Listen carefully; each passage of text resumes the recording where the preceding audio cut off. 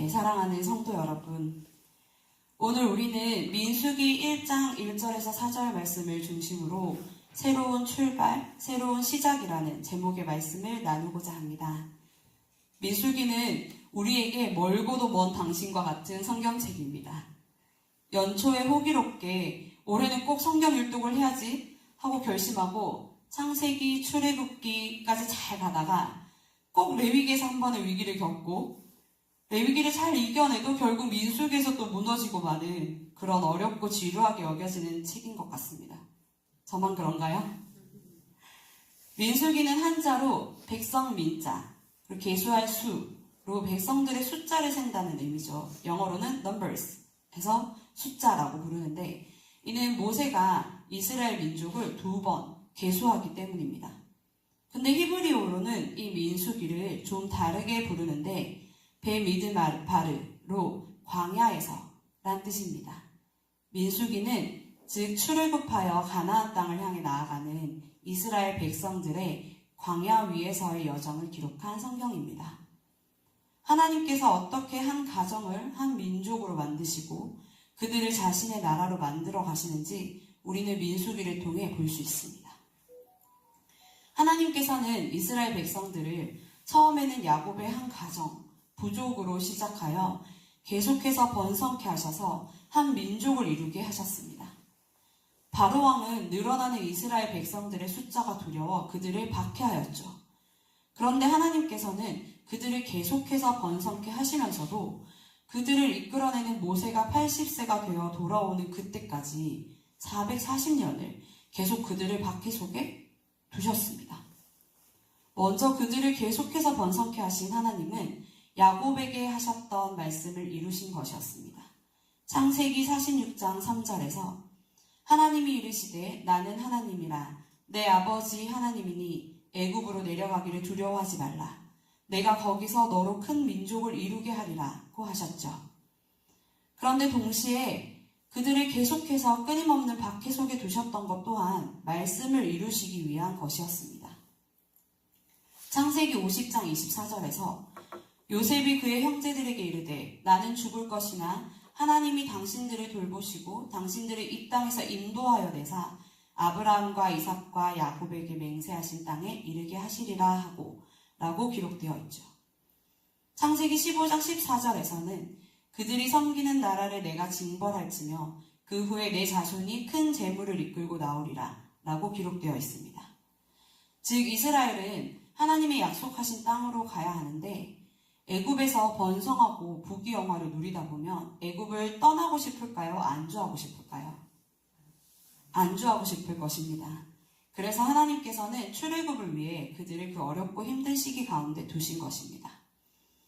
저는 이 말씀을 묵상하면서 우리 교회를 생각해 보았습니다. 하나님께서는 우리 교회를 향한 크고 원대한 계획이 있으셨는데 그것을 알지 못하고 안주하고 있던 우리를 출애굽시키기 위해 약속의 땅을 향하여 출발하게 하시려고 어려움을 주셨던 것은 아닐까 하고 생각해 보았습니다.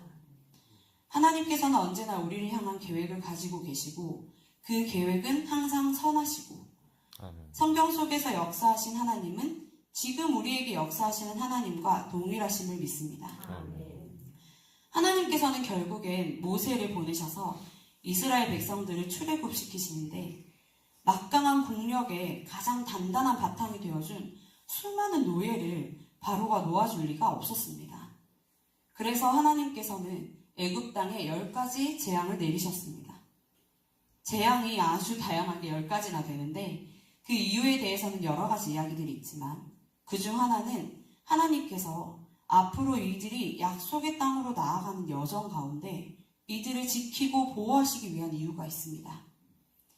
10가지의 재앙에 대해 주변 나라에 소문이 퍼지면 주변 나라들이 이스라엘 백성과 그들을 지키는 하나님에 대해 어떻게 생각할까요? 어떤 마음을 가질까요? 바로 두려움입니다. 한두 번의 재앙으로 쟤네 지키는 신 엄청 무섭네? 이렇게 할 수도 있지만 장난 아니네? 싶을 텐데 10번째까지 모든 재앙에 대해 이야기를 듣고 나면 아마 이스라엘 백성을 지키시는 그들의 하나님한테 덤볐다가는 뼈도 못 추리겠다는 생각을 하지 않았을까요? 이스라엘 백성들은 출애굽을 할 당시 출애굽기 12장 37절 38절에 보시면 이스라엘 자손이 라암셋을 떠나서 숲곳에 이르니 유아 외에 보행하는 장정이 60만 가량이요 수많은 잡족과 양과 소와 심이 많은 가축이 그들과 함께하였으며 라고 되어 있습니다. 장정만 60만 가량인데 함께한 유아, 여인, 노인들까지 포함하면 어마어마한 숫자일 것입니다. 그런데 440년을 애굽에 거주했었기에 지금 출애굽한 사람들은 날 때부터 노예 생활을 했던 장정들일 텐데 말이 좋아 장정이지 장정이라니까 굉장히 든든해 보이시죠? 그렇지만 그들은 계속해서 노예 생활을 했던 사람들이에요. 훈련받은 군사들이 공격해서 오면 자신들의 숫자들보다 더 많은 유아나 여인, 노인들의 가축들까지 지키며 전쟁을 할 수 있었을까요?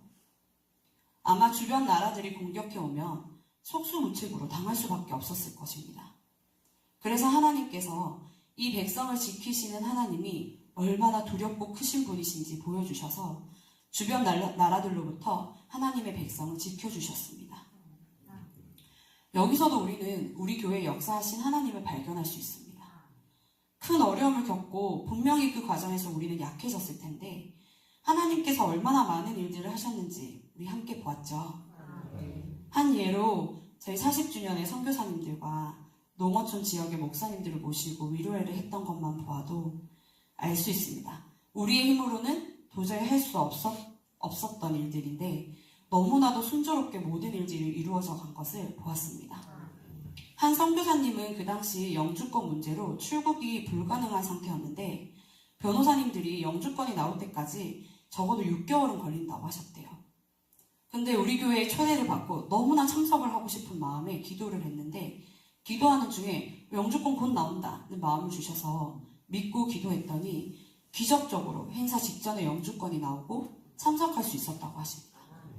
그렇게 일이 이루어져 가는 것을 보며 하나님께서 이 성실교회를 얼마나 사랑하시는지 그리고 담임 목사님 얼마나 기뻐하시는지 느껴졌다고 합니다.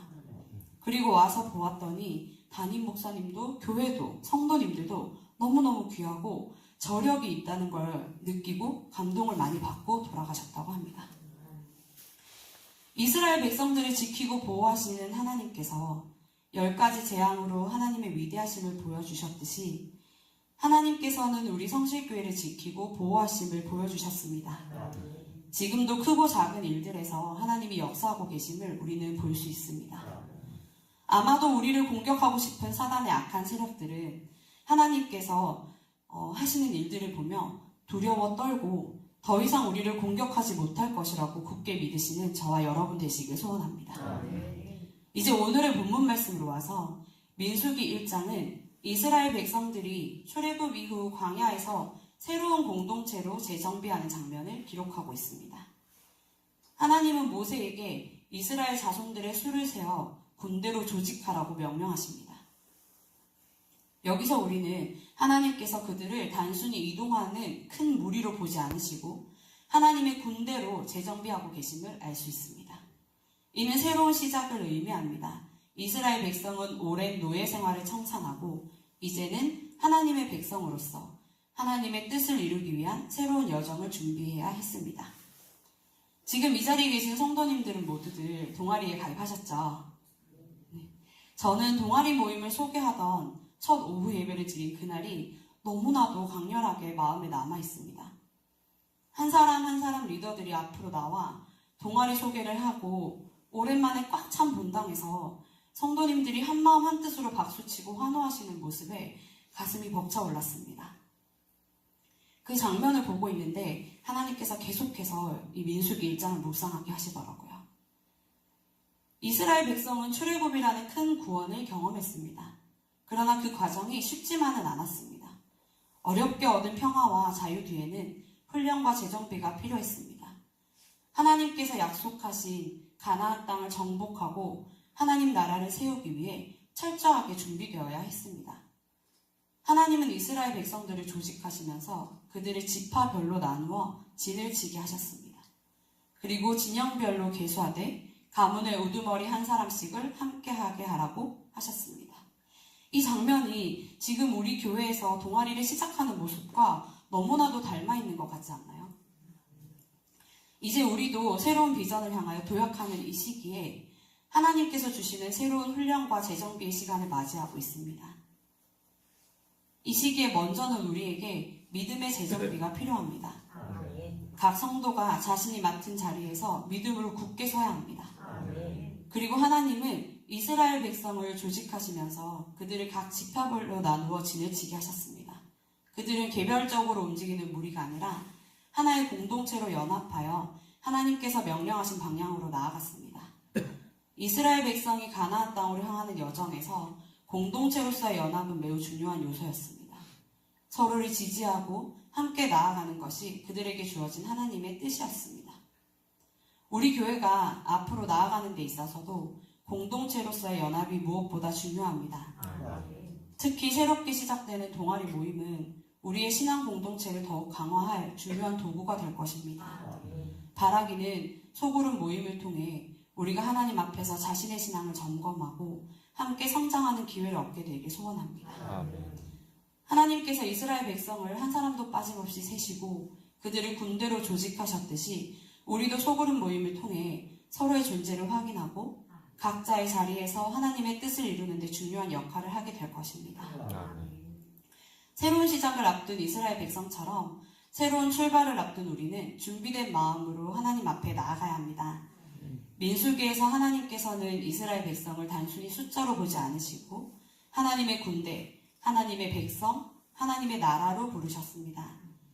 마찬가지로 하나님은 우리 교회와 성도들에게도 특별한 계획과 비전을 주고 계십니다. 우리는 이 은혜를 사모하며 나아가야 합니다. 새로운 출발은 때때로 두려움을 동반할 수 있습니다. 불확실한 미래가 우리를 흔들리게 할 수도 있습니다.